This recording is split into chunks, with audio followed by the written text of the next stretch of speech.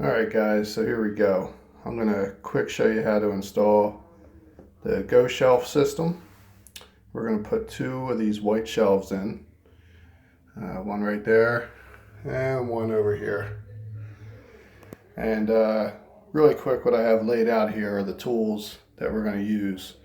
So you can use this here, which is an oscillating cutting tool, multi-tool people call it, with a 1/16 inch grout removal blade. This works really well for digging out your channels. The other thing I got here is a grinder, and just has a continuous rim diamond blade that is very efficient in removing the grout.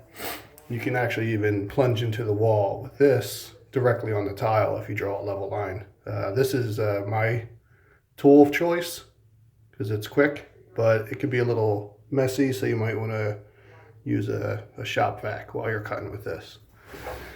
The other thing you could use is just a manual grout saw like this.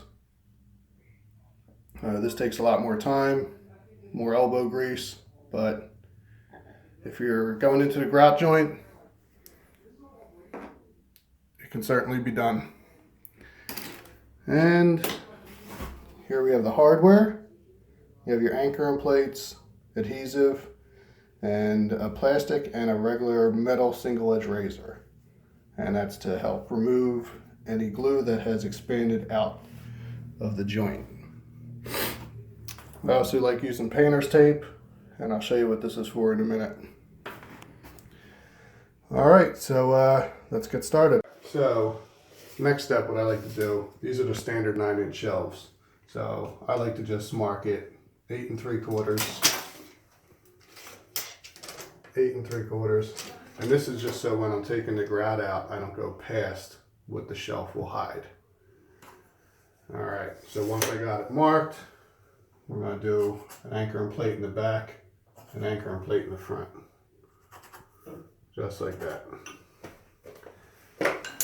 And all right, let me get set up for the next.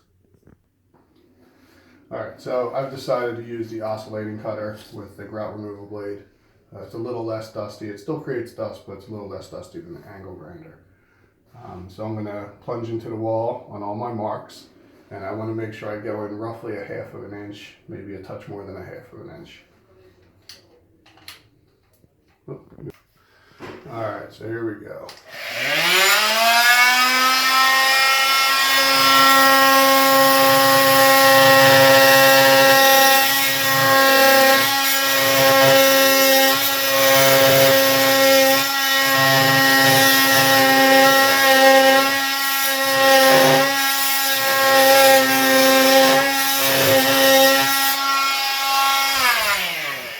So after I've cut the first channel, I just take my anchor and plate, I make sure it goes into the wall that much. It's about halfway, maybe a little bit more than halfway. Alright, I'm going to continue this step for the other 3 slots, and then I'll move on to the next step. Alright, so now that I have all 4 of the channels cut, now I like to just kind of clean the wall up so there's no dust on there. You can also vacuum out the channels if you like. Sometimes I'll take a spray bottle with clean water and just spray them out a little bit. Moisture actually helps activate the glue, so the water actually is a good thing. So looks like we're good to move on to the next step. Alright, so next what I want to do is, here's the glue that comes with the kit. I just want to put a little bit on each side of just that 1/2. You can kind of spread it around a little bit if you want. But be careful you don't use too much glue. This stuff expands, and so it goes a long way. A little goes a long way. So I kind of just do that. And put it into the wall. I'm going to repeat that step for the other 3, and then we'll move on to the next step. Alright, so we got all the anchor and plates in the wall. You can see that they're all at least halfway into the wall. This is important because they'll only go halfway into the shelf. So half goes into the shelf, half goes into the wall.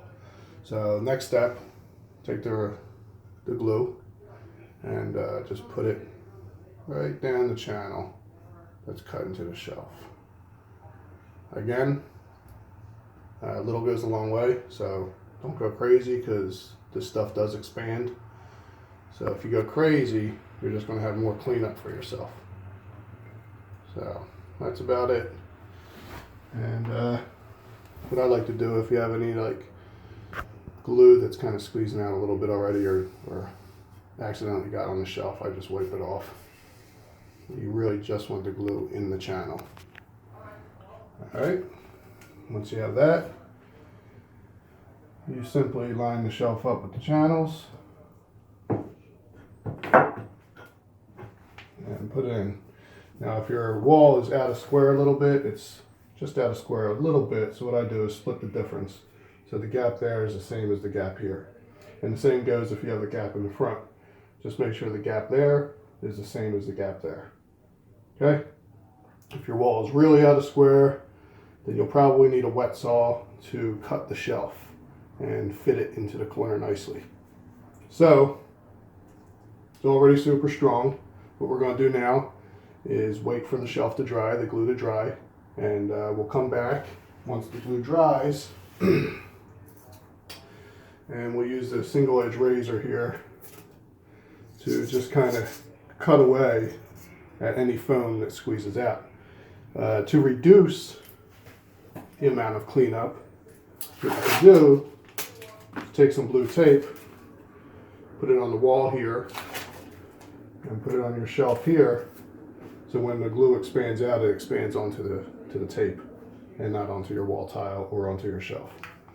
So you would want to do that all the way around, wall and shelf all the way around. Okay? And there you go. We'll move on to the next step after all the glue dries.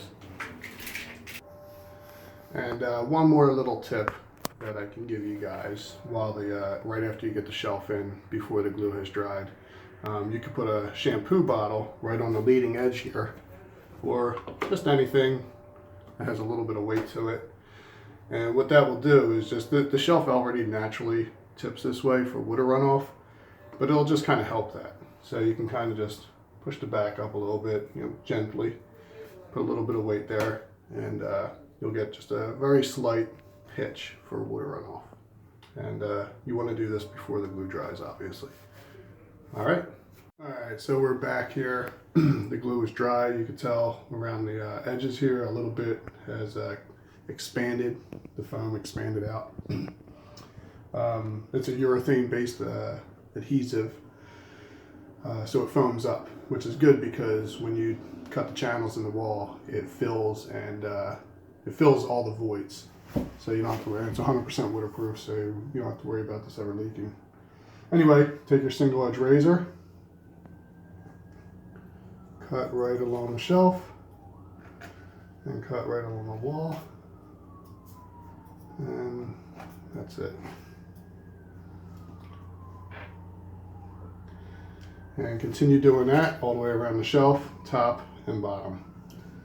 And after you've done that, and the shelf is 100% clean, you can then go and fill the seams with either caulking that matches the color of your grout. And it's more important to match the color of your grout than it is to match the shelf. That way, when it goes up onto the grout, it bleeds into the grout and it's the same color. So you don't want to have a black shelf and use black grout with white grout, or black caulk with white grout. If you have white grout, use white caulk. If you have black grout, use black caulk or grout. There we go.